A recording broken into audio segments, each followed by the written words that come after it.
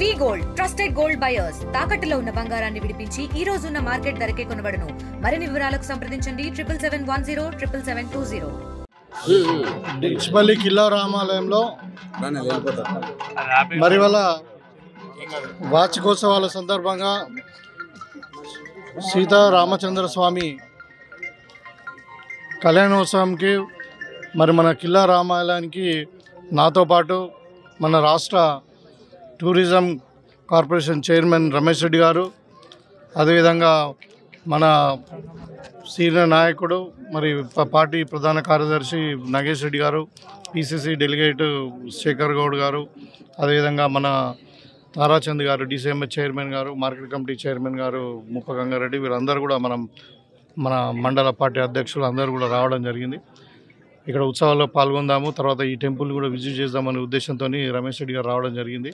వారికి ఈ టెంపుల్ అంతా కూడా పరిసర ప్రాంతాలంతా కూడా చూపించి ఈ యొక్క టెంపుల్ యొక్క ప్రాముఖ్యత ఏదైతే ఇప్పుడు 600 సంవత్సరాల క్రితము శాతవాహన రాజులు కట్టినటువంటి ఈ దేవస్థానం, దీని ఒక హెరిటేజ్ కింద మరి ఆర్కియాలజీ డిపార్ట్మెంట్ వాళ్ళు మనం దీన్ని మెయింటైన్ చేస్తూ ఉన్నారు. దీన్ని మనం ఇంకా ఎందుకంటే ఇది హైవేకు దగ్గరగా ఉంది, మరి ఇక్కడ రోడ్డు ట్రైన్ కానీ అన్నీ కూడా దగ్గరగా ఉండి మరి ఇప్పుడు గుట్ట మీద ఇంత మంచి స్థలంలో ఇక్కడ దేవస్థానం ఉంది కాబట్టి దీన్ని ఒక టూరిజం హబ్గా తయారు చేయాలనే ఉద్దేశంతో మీకు అందరు కూడా తెలుసు, ఒక 4 months బ్యాక్ మనం టూరిజం డిపార్ట్మెంట్ నుండి ఒక డిఈ గారు కూడా రావడం జరిగింది. ఆయన కూడా అన్నీ ఇన్స్పెక్ట్ చేసి ప్రపోజల్స్ పెట్టుకుని మరి వాళ్ళ స్వయాన మరి టూరిజం కమిటీ చైర్మన్ గారే వచ్చి ఇక్కడ దీన్ని మేము ఏమడుగుతున్నామంటే దీన్ని ఇక్కడ మొత్తం కూడా గ్రీనరీ ల్యాండ్స్కేపింగ్ అంతా చేసి ఈ రోడ్డు కూడా ఇక్కడ వెహికల్స్ పైదాకా వచ్చేటట్టు చూసి, తర్వాత ఇక్కడ చుట్టుపక్కల ఉన్నటువంటి ఈ చెరువు కట్ట కానీ ఈ ప్రాంతం టెంపుల్ జాగానే కాకుండా ఇంకా పక్క జాగాలకు ఏదైతే గవర్నమెంట్ భూమి ఉందో దానంతా కూడా గ్రీనరీగా డెవలప్ చేసి ఇక్కడ ఈ టెంపుల్లో అవసరం ఉంటే ఒక బోటింగు, తర్వాత ఒకటి ఇక్కడ కెఫెటేరియా అంటే రీక్రియేషన్ సెంటరు, పిల్లలు ఆడుకోవడానికి ఒకటి ఇదంతా కూడా పార్కు లాంటిది అంతా కూడా తయారు చేసి మరి బాసరమైన ప్రతి టూరిస్టు ఈ రామాలయాన్ని దర్శనం చేసుకొని మరి ఇక్కడ ఒక 1-2 గంటలు స్పెండ్ చేసి ఆహ్లాదకరమైన వాతావరణం క్రియేట్ చేసేటట్టు ఉండాలన్నది మా కోరిక. దాంట్లో మరి మన గ్రామస్తులు అదేవిధంగా టెంపుల్ కమిటీ వాళ్ళు కూడా రమేష్ రెడ్డి గారికి ఒక వినతి పత్రం ఇవ్వడం జరిగింది.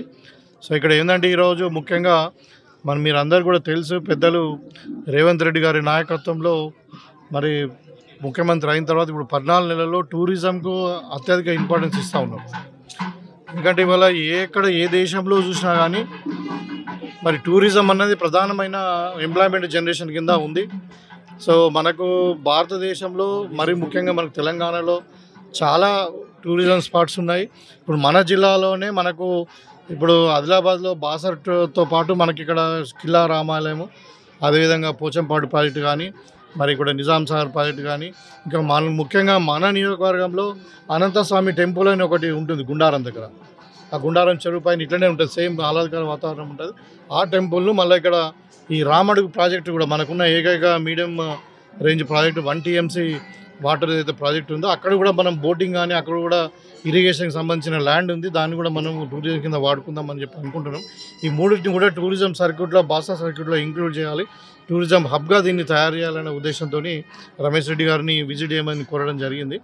అది తప్పకుండా వాళ్ళు సానుకూలంగా స్పందించారు, తను కూడా మాట్లాడతాడు ఇప్పుడు. అయితే ఇదే కాకుండా మరి వాళ్ళ మీకు అందరు కూడా తెలుసు, రాష్ట్ర ప్రభుత్వం వచ్చిన తర్వాత మరి చిత్తశుద్ధితోని ఆర్థిక ఇబ్బందులు ఉన్నప్పటికీ చెప్పినవన్నీ కూడా చేస్తూ ఉన్నాం. ఒక్కొక్కటిగా మహిళలకు ఉచిత బస్సు ప్రయాణం కానుండి ఇవాళ నిన్న చేసినటువంటి మరి ఇందిరమ్మ ఇండ్లు కానీ, మరి రైతు భరోసా కానీ, అదేవిధంగా ఆత్మీయ భరోసా కానీ, ఇవన్నీ కూడా ఏదైతే చేస్తూనే ఉన్నాం. మరి ఇవాళ బీసీ కులగణన జరిగింది, ఇది ఒక చరిత్రాత్మకమైన ఘట్టం. ఇది భారతదేశంలోనే ఏ రాష్ట్రంలో గతంలో ఏ ప్రభుత్వం చేయనటువంటి క్యాస్ట్ సెన్సస్ చేసిన తర్వాత పారదర్శకంగా అంటే నేను కూడా అప్పుడు స్వయాన ఈ మన కాన్స్టిట్యున్సీలో చాలా గ్రామాలలో నేను విజిట్ చేయడం జరిగింది. ఏది సర్వే చేసినప్పుడు ఒక్కొక్క బుక్లెట్లో 75 ప్రశ్నలు, దాంట్లో ఒక ఎన్యూమరేటర్ను 150 ఇండ్లకు పెట్టి దానికి 10 మందికి ఎన్యూమరేటర్లకు ఒక సూపర్వైజర్ని పెట్టి పగడ్బందీగా రోజు 8 నుండి 10 అంటే హౌసెస్ మాత్రమే చేయడం జరిగింది.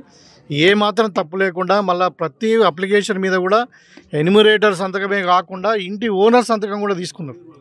అంటే there is no chance for negligence కానీ ఇలా తప్పు జరగడానికి వీల్లేదు. ఇవాళ కాంగ్రెస్ పార్టీ ప్రభుత్వము 1 కోటికి పైన కుటుంబాలను బీసీ అంటే కులగణన చేసి ఇవాళ మొత్తం స్టాటిస్టిక్స్ బయట పెడితే ఇవాళ బీసీలో ఒక జనాభా 56%. గతంలో ఈ సమగ్ర కుటుంబ సర్వే అని కేసీఆర్ చేసిండు. ఆ సర్వే అది కేసీఆర్ కుటుంబంకే పరిమితం అయిపోయింది. అది ప్రజలలో పెట్టలేదు, క్యాబినెట్లో పెట్టలేదు, హౌస్లో పెట్టలేదు. కాబట్టి దాన్ని తీసుకొని వాళ్ళు ఏదో మాట్లాడుతున్నారు. అప్పుడు కూడా బీసీల జనాభా 51% ఉంది. మళ్ళా ఓసీల జనాభా అప్పుడు 21% చూపించారు. ఇప్పుడు మేము చేసిన సర్వేలో మరి 14%, 15% వస్తూ ఉన్నది. లేనిపోని రాజకీయం ఇప్పుడు ఏంటంటే కాంగ్రెస్ పార్టీ ఎప్పుడు ఎవరు చేయలేని పరిస్థితిలో చేసింది కాబట్టి వాళ్ళకి ఎక్కడ మంచి పేరు వస్తుందో అనే ఉద్దేశంతో కేటీఆర్, హరీష్ రావు మరి ఇంకా వాళ్ళ కుటుంబం అంతా కూడా పిచ్చి కుక్కల్లాగా కొడుతూనే ఉన్నారు. అంటే వాళ్ళు చేసింది ఎక్కడ డాక్యుమెంటేషన్ లేదు, బట్ పబ్లిక్ డొమైన్లో పెట్టలే, దానికి అధికారిక పత్రం కాదు, అది క్యాబినెట్లో డిసిషన్ తీసుకులే.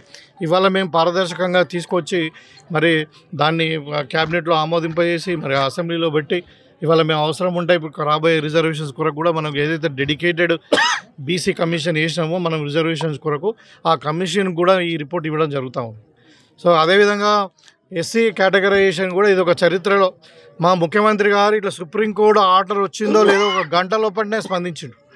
ఇవాళ మేము 1 మంత్ కమిషన్ వేసి దాన్ని పారదర్శకంగా తయారు చేసి మొత్తం 3 కేటగిరీలు వేసి మొత్తం 15% రిజర్వేషన్ డిసైడ్ చేసారు. ఏ కేటగిరీలో 1%, బి కేటగిరీలో 9%, సి కేటగిరీలో 6%.